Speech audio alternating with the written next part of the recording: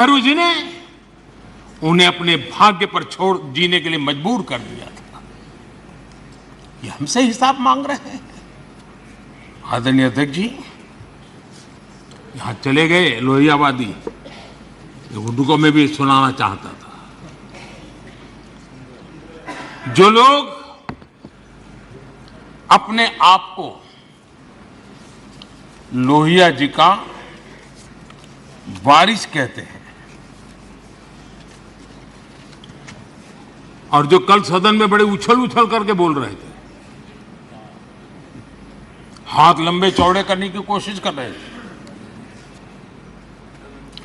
लोहिया जी ने नेहरू जी पर गंभीर आरोप लगाया था और लोहिया जी ने कहा था, और वो आरोप था कि जानबूझकर नेहरू जी नॉर्थ ईस्ट का विकास नहीं कर रहे, जानबूझ करके नहीं कर रहे। और लोहिया जी के शब्द थे, ये कितनी लापरवाही वाली और कितनी खतरनाक बात है। लोहिया जी के शब्द हैं, ये कितनी लापरवाही वाली और कितनी खतरनाक बात है। 30,000 स्क्वायर मील से बड़े क्षेत्र को एक कोल्ड स्टोरेज में बंद करके उसे हर तरह के विकास से वंचित कर दिया गया है। ये लोहिया जी ने नेहरू पर आरोप लगाया था कि नॉर्थ ईस्ट के लिए तुम्हारा रवैया क्या है। ये कहा था। नॉर्थ ईस्ट के लोगों के हृदय को, उनकी भावनाओं को आपने कभी समझने की कोशिश नहीं की है। मेरे मंत्रिपरिषद के 400 मंत्री रात्रि निवास करके, और अकेले स्टेट हेडक्वार्टर पर नहीं, डिस्ट्रिक्ट के हेडक्वार्टर, और मैं स्वयं 50 बार गया। ये आंकड़ा नहीं है सिर्फ,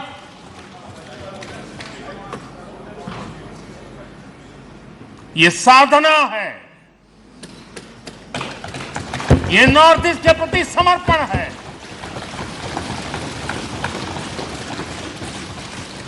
आदरणीय, और कांग्रेस का हर कामकाज राजनीति और चुनाव और सरकार के आसपास ही घूमता रहता है। जहां ज्यादा सीटें मिलती हो, राजनीति की अपनी खिचड़ी पकती है, तो वहां तो मजबूरन सही कुछ कर लेते हैं। लेकिन नॉर्थ ईस्ट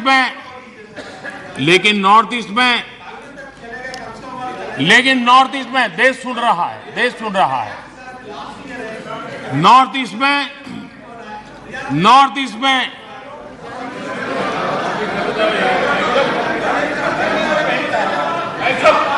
उनकी कोशिश रही कि जहां पर एक्का दुक्का सीटें होती थी, वो इलाके उनके लिए स्वीकार्य नहीं थे, वो इलाके उनको मंजूर नहीं थे, उनकी तरफ उनका ध्यान नहीं था, उनको देश के नागरिक के रीते उनकी कोई संवेदना नहीं थी।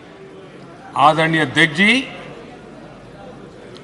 और इसलिए जहां इक्का दुक्का सीटें हुआ करती थी, उसके प्रति सौतेला व्यवहार ये कांग्रेस के डीएनए में रहा है। पिछले कई वर्षों का इतिहास देख लीजिए। नॉर्थ ईस्ट में उनका ये रवैया था। लेकिन अध्यक्ष जी, मैं पिछले 9 साल के मेरे प्रयासों से कहता हूं कि हमारे लिए नॉर्थ ईस्ट हमारे जिगर का टुकड़ा है।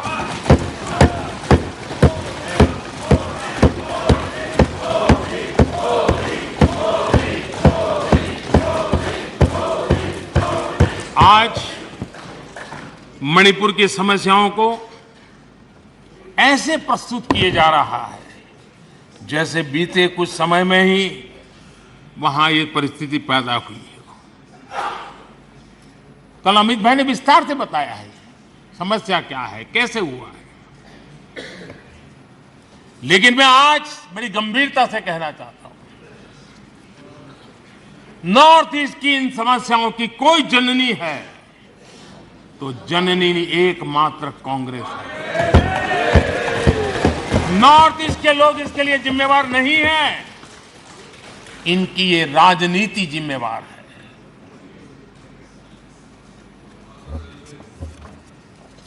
आदरणीय अध्यक्ष जी, भारतीय संस्कारों से ओत-प्रोत मणिपुर,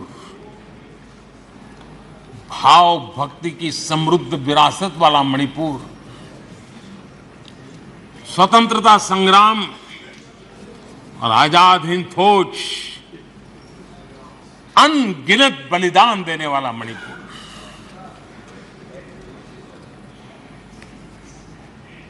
कांग्रेस के शासन में ऐसा महान हमारा भूभाग अलगाव की आग में बलि चढ़ गया था। आखिर क्यों? आदरणीय अध्यक्ष जी, आप सबको भी मैं याद दिलाना चाहता हूं साथियों, यहां मेरे जो नॉर्थ ईस्ट के भाई हैं उनको हर चीज का पता है। जब मणिपुर में वो एक समय था, हर व्यवस्था उग्रवादी संगठनों की मर्जी से चलती थी, वो कहे वो होता था। और उस समय सरकार किसकी थी मणिपुर में? किसकी सरकार थी? जब सरकारी दफ्तरों में महात्मा गांधी की फोटो नहीं लगाने दी जाती थी, तब सरकार किसकी थी? जब मोइरांग में आजाद हिंद फौज के संग्रहालय पर नेताजी सुभाष चंद्र बोस की प्रतिमा पर बम फेंका गया, तब मणिपुर में सरकार किसकी थी? तब मणिपुर में सरकार किसकी थी? आदरणीय अध्यक्ष जी, जब मणिपुर में स्कूलों में राष्ट्रगान नहीं होने देंगे, ये निर्णय किए जाते थे, तब मणिपुर में सरकार किसकी थी? जब एक अभियान चला था, अभियान चला करके लाइब्रेरी में रखी गई किताबों को जलाने का, ये देश का अमूल्य ज्ञान की विरासत को जलाते समय सरकार किसकी थी?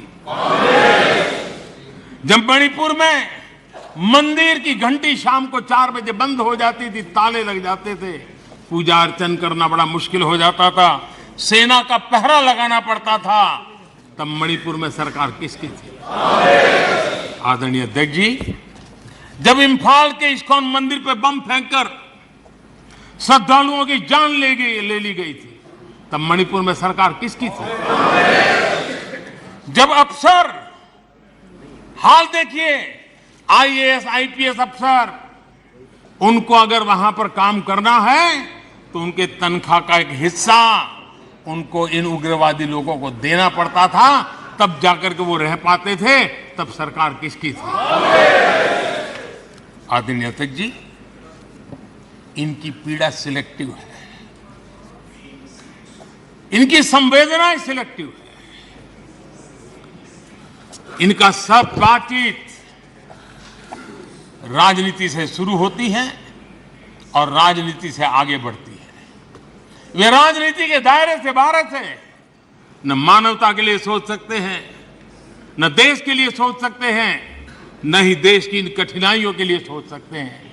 उनको सिर्फ राजनीति के सिवा कुछ सूझता नहीं है। आदरणीय अध्यक्ष जी, मणिपुर में जो सरकार है वो पिछले 6 साल से इन समस्याओं का समाधान ढूंढने के लिए लगातार कोशिश, समर्पित भाव से कोशिश कर रही है। बंद और ब्लॉकेड का जमाना कोई भूल नहीं सकता है। मणिपुर में आए दिन बंद और ब्लॉकेड होता था, वो आज बीते दिन की बात हो चुकी है। शांति स्थापना के लिए, हर एक को साथ लेकर चलने के लिए एक विश्वास जगाने का प्रयास निरंतर हो रहा है, आगे भी होगा। और जितना ज्यादा हम राजनीति को दूर रखेंगे, उतनी शांति निकट आएगी, ये मैं देशवासियों को विश्वास दिलाना चाहता हूं। आदरणीय अध्यक्ष जी, हमारे लिए नॉर्थ ईस्ट आज भले हमें दूर लगता हो,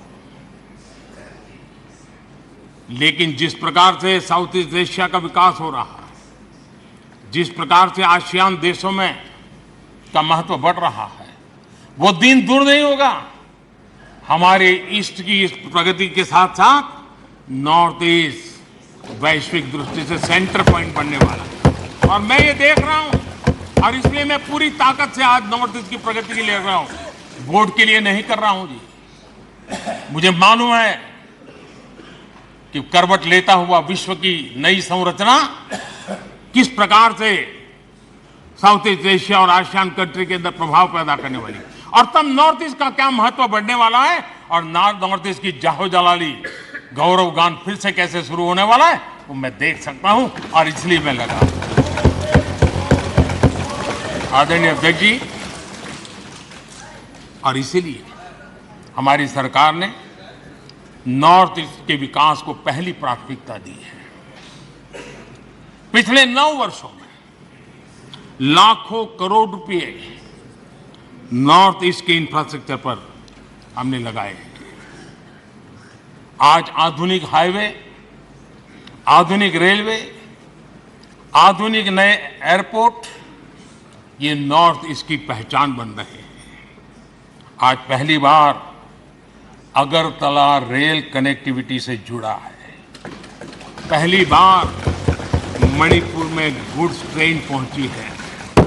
पहली बार नॉर्थ ईस्ट में वंदे भारत जैसी आधुनिक ट्रेन चली है। पहली बार अरुणाचल प्रदेश में ग्रीनफील्ड एयरपोर्ट बना है। पहली बार अरुणाचल में सिक्किम जैसे राज्य एयर कनेक्टिविटी से जुड़ा है। पहली बार वाटरवेज के जरिए पूर्वोत्तर इंटरनेशनल ट्रेड का गेटवे बना है। पहली बार नॉर्थ ईस्ट में एम्स जैसा मेडिकल संस्थान खुला है। पहली बार मणिपुर में देश की पहली स्पोर्ट्स यूनिवर्सिटी खुल रही है। पहली बार मिजोरम में Indian institute of mass communication जैसे संस्था खुल रहे हैं। पहली बार केंद्रीय मंत्रिमंडल में नॉर्थ ईस्ट की इतनी भागीदारी बढ़ी है। पहली बार नागालैंड से एक महिला सांसद राज्यसभा में पहुंची है। पहली बार इतनी बड़ी संख्या में नॉर्थ ईस्ट के लोगों को पद्म पुरस्कार से सम्मानित किया गया है। पहली बार पूर्वोत्तर से लसित बरफुकन जैसे नायक की झांकी गणतंत्र दिवस में शामिल हुई है। पहली बार मणिपुर में रानी गाइडिंलिउ के नाम पर पूर्वोत्तर का पहला ट्राइबल फ्रीडम फाइटर म्यूजियम बना है। आदरणीय अध्यक्ष जी, हम जब सबका साथ सबका विकास कहते हैं, ये हमारे लिए नारा नहीं है, ये हमारे शब्द नहीं है, ये हमारे लिए आर्टिकल ऑफ फेथ है, हमारे लिए कमिटमेंट है, और हम देश के लिए निकले हुए लोग हैं। हमने तो कभी जीवन में सोचा ही नहीं था कि कभी ऐसी जगह पर आकर के बैठने का सौभाग्य मिलेगा, लेकिन ये देश की जनता की कृपा है कि उसने हमें अवसर दिया है। तो मैं देश की जनता को विश्वास दिलाता हूं, शरीर का कण कण, समय का पल पल सिर्फ और सिर्फ देशवासियों के लिए, सिर्फ सिर्फ देशवासियों के लिए।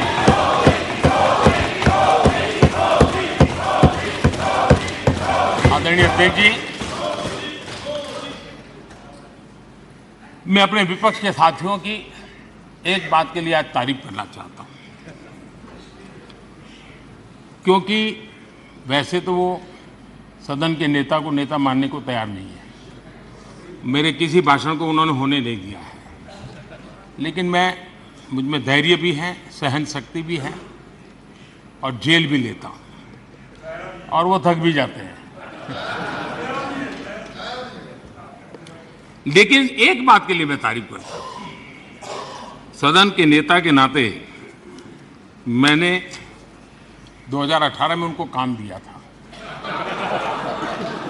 कि 2023 में आप अविश्वास प्रस्ताव लेकर, और मेरी बात मानी उन्होंने।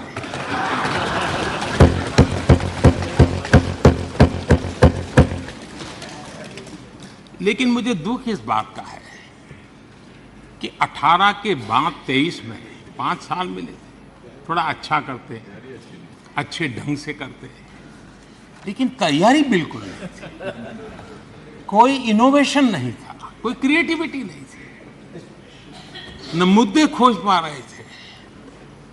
पता नहीं ये देश को इन्होंने बहुत निराश किया है राष्ट्र। चलिए कोई बात नहीं, 2028 में हम फिर से मौका देंगे। लेकिन मैं इस बार उनसे आग्रह करता हूं कि जब 28 में आप अविश्वास प्रस्ताव लेकर के आए हमारी सरकार के खिलाफ, थोड़ी तैयारी करके आइए, कुछ मुद्दे ढूंढ करके आइए। ऐसे क्या घिसी पिटी बातें लेकर के घूमते रहते हो? और देश की जनता को थोड़ा विश्वास इतना मेरे से कि चलो भाई आप विपक्ष के भी योग्य हो, इतना तो करो। आपने वो योग्यता भी खो दी है।